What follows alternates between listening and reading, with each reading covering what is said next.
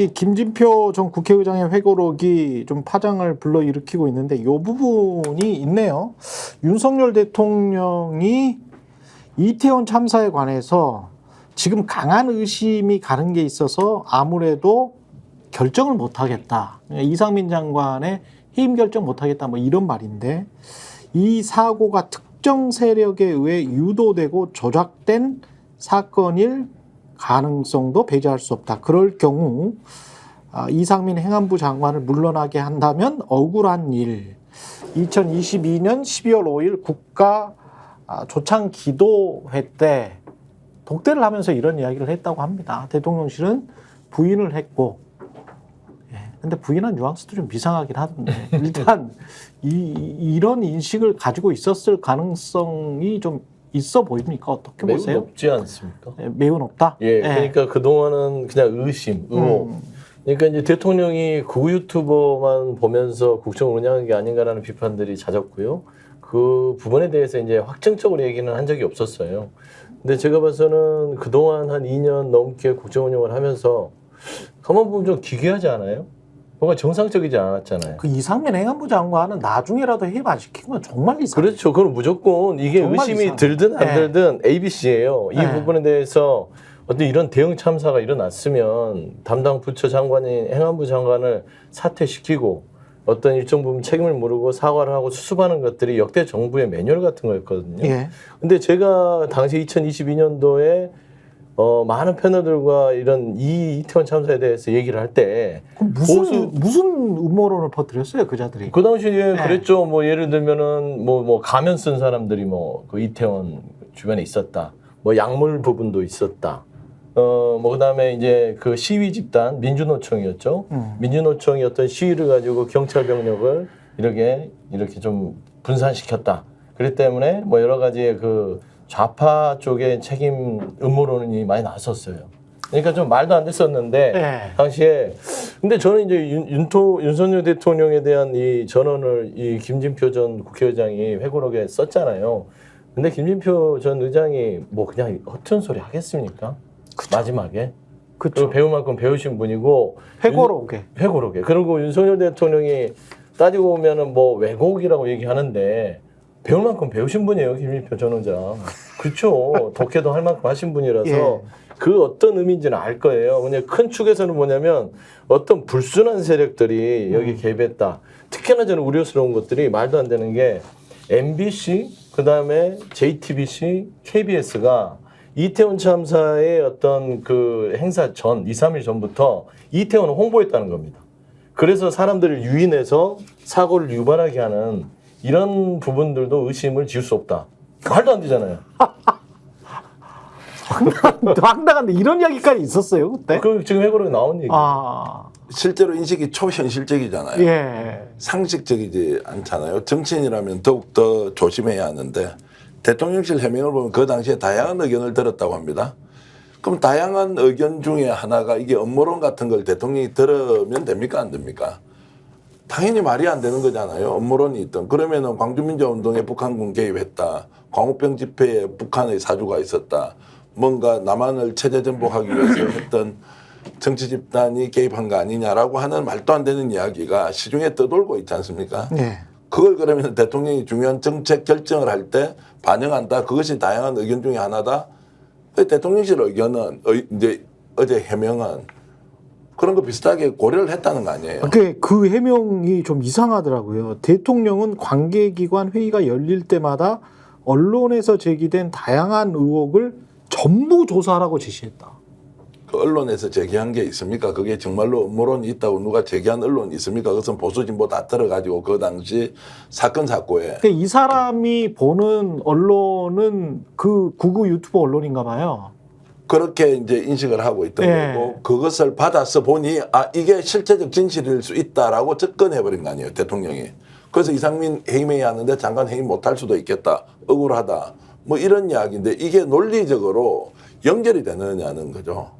말이 안 되잖아요. 대통령이 중요한 국사를 국정 운영의 결정을 하는데 이런 류의 종류의 말도 안 되는 괴담, 소설을 반영했다는 것 자체도 참 어처구니 없는 일이다 이런 말씀드립니다. 그리고 이 다음 해명도 너무 뻔뻔해. 최근에는 이태원 특별법을 과감하게 수용했다. 지금 몇 년 지나서 과감하게 수용했다. 거부권 행사한 거지 않습니까? 예. 쭉 해오다가. 싫었는데 그것에 대해서 어떻게 할까 뭐 이런 것들을 논의하다가 그래도 야당이 어쨌든 고집해왔던 어떤 내용들이 있는데 그거를 여당에서 뭐 독소조항이다 어쩐다 이런다고 하는 것을 그래도 어느 정도 수정을 해서 그걸 가지고 이제 통과시킨 거지 않습니까? 그걸 뭘 과감하게 수용을 합니까? 과감하게 수용한 게 아닌 거고 그다음에 이게 윤석열 대통령이 정말 이 상식적인 만약에 우리가 세상에 살고 있으면은 대통령이 이런 얘기를 했다 그러면은 먼저 의심이 돼야 돼요. 아이 설마 대통령이 그렇게까지 얘기했을까? 그리고 김진표 국회의장이 책에다 이렇게 쓴 거에 대해서 에이 그렇게까지 했을까? 이걸 먼저 의심이 돼야 되잖아요. 우리 자연스럽게. 그렇죠. 근데 그게 아니라 아마 대부분의 국민들이 마찬가지일 거예요. 김진표 국회의장이 설마 허튼 소리를 책에 썼을까? 이 생각부터 먼저 할 겁니다. 그리고 이분은 독실한 기독교 신자이기 때문에 국가 조찬 기도회잖아. 그 자리가. 근데 거기에서 그렇게 본인이 이상민 장관 해임하는 게 정치적으로도 옳다라고 이렇게 조언을 해주니까 대통령이 그렇게 이야기를 해서 깜짝 놀랐다는 거잖아요. 네. 그렇죠. 이 사람이 거짓말을 했을 가능성은 김진표 전 의장은 거짓말을 할 수가 없는 네. 거고요. 제가 김진표 의장하고 일을 해봤잖아요. 그 자리에서는 안 하는 안 제가 했어요. 같이 모시고 네. 일을 해봤던 보좌진으로서 예. 이분은 통계, 수치 이런 거를 맹신하는 분이에요. 기조실장하고 기재부 장관 그 다음에 했으니까. 이제 이분은 예. 경제통이기 때문에 이분이 뭐 이렇게 질의서를 준비할 때는요, 이분은요, 수치 하나라도 틀리면 굉장히 경기를 일으키는 분이거든요. 그러니까 본인 말에 대해서 보태거나 더하는 걸 싫어해요, 굉장히. 그렇지. 있는 그대로 드라이하게 하는 분입니다. 예. 그러니까 말씀한 대로 어떤 기독교적인 어떤 신앙도 있지만. 그렇죠. 그래서 예. 저는 이게 독해의 문제에서는 주장할 수 있으나 왜곡의 문제는 아닌 것 같아요. 그리고 이걸 보면 박홍근 전 원내대표가 페이스북에 글을 올렸어요. 그러니까 국회의장이 어떤 당시 김진표 의장이랑 이 부분에 대해서 당시 박홍근 원내대표가 이 국정조사 부분도 했고요. 탄핵 부분도 의장하고 얘기를 했거든요. 그러면서 통화하는 내용들이 자세한 통화 내용을 메모를 해놨답니다. 박홍근 원내대표가. 그게 지금 공개되면서 일파만파 지금 퍼지고 있는 것이죠. 그러니까 이게 최소한 국민들이 볼 때 최소한 그러면 상식적인 상황이면 김진표 의장이 윤석열 대통령 얘기를 오해를 했나? 뭐 이 정도 생각이 들어야 되잖아요. 그렇죠. 근데 그게 아니고 제가 볼 때 상당수의 국민들, 대부분의 국민들은 윤석열 대통령 이렇게 얘기했을 만해. 이런 생각이 지금 들 거예요. 왜냐하면 지금까지의 국정운영 방식이라든가 그리고 결과적으로 이상민 행안부 장관에 대한 경질이든지 뭐든지 간에 그런 것들이 하나도 이루어지지 않은 정황. 예. 그리고 이태원 참사에 대한 대응이나 이런 것들이 굉장히 성의가 없었다라는 거 이런 것들을 종합해 보면은 윤석열 대통령이 저런 인식을 가지고 있어서 그랬구나라는 생각이 되는 거거든요. 그런 인식에서부터 왜 이런 상황이 됐는지가 설명이 되는 거고 이게 윤석열 대통령 혼자 이런 생각을 한 거냐 그렇지가 않다는 게 문제예요. 국민의힘에 이만희 의원이라는 분이 있었습니다. 그렇죠. 예. 그 사람 관료 출신인데 2022년 11월 달에 국회 행안위에 나가가지고 현안 질의를 해요. 현안 질의를 하는데 현안 질의의 내용이 이 내용이었습니다. 무슨 내용이냐면은 이 당시에 이태원 참사 당시에 여기서 이 안타까운 참사 상황에서 금속노조 조합원이신 분이 2명이 돌아가셔요, 여기서. 그러면 금속노조에서 어떻게 하겠어요? 민주노총 금속노조에서 우리 조합원 분들이 돌아가셨습니다. 부고 같은 걸 띄울 거지 않습니까? 그렇죠. 근데 또 이 당시에 그거 유튜브라든지 이런 데서 나온 음모론이 뭐냐면 각시탈 가면을 쓴 어떤 사람들이 와서 거기에 뭐 오일을 뿌리고 이렇게 해서 사람들을 미끄러지게 하여서 뭐 이렇게 사망사고를 일부러 일으켰다라고 하는 식의 전형적인 유튜브 뭐 사이버 레카 같은 사이버 레카식의 얘기죠. 그런 걸 막 무책임하게 막 생산하던 때가 있었어요. 그 얘기가 하나가 있었어요. 근데 요 두 개를 연결시켜서 이만희 의원이 이게 좌파의 음모다. 죽음을 활용하는 어떤 음모다. 그래서 봐라. 금속노조의 조합원이 사망을 해서 그거를 정치적으로 금속노조가 이용하고 있지 않느냐. 그리고 이런 또 음모론이 있지 않느냐. 그러면 국민의힘 국회의원이 그렇죠. 국회에서 한 얘기입니다. 국회에서 현안 질의에서 한 얘기예요. 국회에서 11월 달에 한 얘기예요.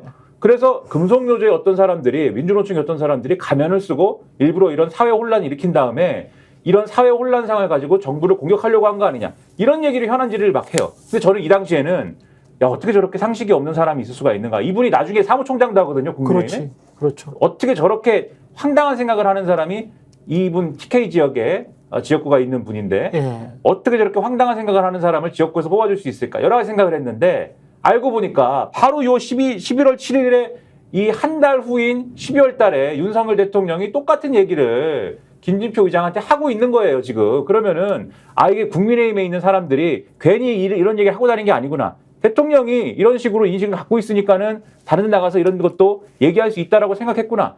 그러니까 누구 말을 믿겠습니까? 김진표 의장 말을 믿을까요? 윤석열 대통령의 말을 믿을까요? 이런 상황들을 종합해 보면은 김진표 의장 말을 믿을 수밖에 없는 거 아니에요. 논리적으로 접근하면 말이 안 된다 이렇게 결론이 나지만 실제로 상황 인식이나 이 문제를 처리하는 과정을 되돌아보면요. 무능의 극치인 거예요. 객관적인 사실조차도 대통령이 판단을 못하는 판단을 거예요. 못하니까. 판단 자체를 못하니까 이런 문제가 생기죠. 그러고 나서 일종의 프로파간다, 정치적 선진할 때는 배후 세력이 있는 것처럼 하면 자기 지지층 결집하는 효과가 좀 있었겠죠. 거기에 오전에서 정치를 하는데 어떻게 정치가 정상적으로 되고 국민들이 원하는 방향으로 갈 수 있느냐. 대통령실이 어저께 그 얘기했던 것 중에 자 여러 가지 의견을 다양한 것들을 다 모아보라고 했잖아요. 그렇죠. 그러면 최종 결론이 어떻게 났습니까? 이상민 장관의 해임을 수용하지 않는 거예요. 그럼 대통령이 어떤 의견을 받아들인 거예요? 자, 다양한 의견 중에서 하나를 받아들였을 거 아닙니까? 그렇지. 그거 유튜버의 의견을 받아들인 것이다. 그렇죠. 그것이 인식이 돼 있으니까 김민하 평론가 얘기한 대로 또 국회 현안 질의에서도 그 문제가 나왔으니 그럼 대통령은 다양한 의견 중에서 결국 거구 유튜버 의견을 받아들여서 이상민을 해임하지 않았다는 것으로 결론이 난다고요. 그것은 대통령실에서 말도 안 되는 해명이라고 이야기할 것이 아니라 말도 아닌 해명을 우리가 다시 정리를 해보니까 대통령은 거구 유튜버 뜻대로 그냥 업무가 있다라고 결론을 내린 것이라고 고백하는 것과 다름 아니다. 이렇게 가야 된다고 저는 봅니다. 당시에 극우 유튜버라는 게 뭐 이렇게 한정된 세력이다라고 지금 시청자 여러분께서 생각하실 수도 있는데 저도 좀 찾아보니까 이게 그 한정된 세력이 아니고 이 정권의 기반 또는 국민의힘의 지지층의 핵심 코어다라는 생각이 듭니다. 그러니까 한참 이 정권이 정권 초기 때 광기를 부릴 때 신의 시기랄지 뭐 신의 한수 뭐 이런 막 난리가 났었잖아요. 근데 관련해서 이제 찾아보니까 어디 그 집회에서 신혜식 씨가 그런 이야기를 했더라고요. 이 이태원 참사와 관련해서 촛불 집회가 주범이다라고. 촛불 세력이 주범이다라고 이야기를 했는데 그게 아까 그 좌파 세력하고 네. 같은 연장선상이네요. 네. 네. 당시에 보면은 그런 사람이 또 최고위원회 출마도 했어. 국민의힘 최고위원회. 그러니까 얼마나 국민의힘이 비합리적이고 비이성적이고 그런 집단, 그런 지지층이 많다라고 판단을 했으면 신혜식 같은 사람이 출마를 하냐는 거지. 진짜 정치판에. 예? 그리고 그게 자연스럽게 받아들여지고. 그러니까 그 국민의힘 지금도 마찬가지인 것 같은데 이 30%의 지지층이라는 사람들 중에서 저는 그런 생각하거든요. 민주당 개딸들 욕할 시간에 국민의힘 코어 지지층의 10%, 20%가 어떤 집단들인지 그리고 그 사람들에 의해서 한국 국정이 어떻게 농락당하고 있는지를 좀 유심히 관찰해 볼 필요가 있겠다. 그때 기억하시잖아요. 네. 세월호 때 일베 무리들 그 유민영 씨가 단식하는 그 현장에 가서 통닭 먹고 그렇죠. 그런 사람들이 모인 데예요. 근데 그러니까 그런 사람들이 완전히 이렇게 아웃사이더에 있고 그럼 거의 뭐 비이성적이고 국민들한테 선택을 못 받는 사람들이라면 그냥 그러려니 하는데 이 정부 들어서 그런 사람들이 득세를 하는 게 보인다는 말이에요. 그 보니까 보수 유튜버들을 쭉 저도 서칭을 해보는데 이 뭐 신의 한수를 중심으로 해서 여러 보수 유튜버로서 활동하는 분들이요 기본 구독자가 40만에서 100만입니다. 거의 뭐 150만인가. 그러니까 다 나눠서 그렇게 확산이 돼 있고 그 무리 안에서 그 돈벌이를 해요. 그렇기 때문에 어떤 말이라도 던지고 더 자극적 말을 던져서 추동을 시키는 겁니다. 그러니까 그 뉴미디어의 세계는 알겠고 그게 비정상적이고 사회에 해악을 끼치는 건 알겠는데 대통령이 중요한 건 대통령이 그렇죠. 그냥 그 영역은 그대로 둬야 되는 대통령이 왜 그거를 보면서 판단을 못하고 거기에 끌려다니냐 그게 제일 핵심인 것 같아요. 저는 김진표 전 국회의장께서 지금 말하는 이태원 참사를 대하는 대통령의 태도 전 너무 심각했어요. 159명의 국민들 생태 같은 우리 청춘들이 목숨을 잃었는데 이런 식의 사고를 가졌다면 대통령 자격이 있습니까? 이건 다른 것보다는요 그냥 자격의 문제예요. 자격 상실이다.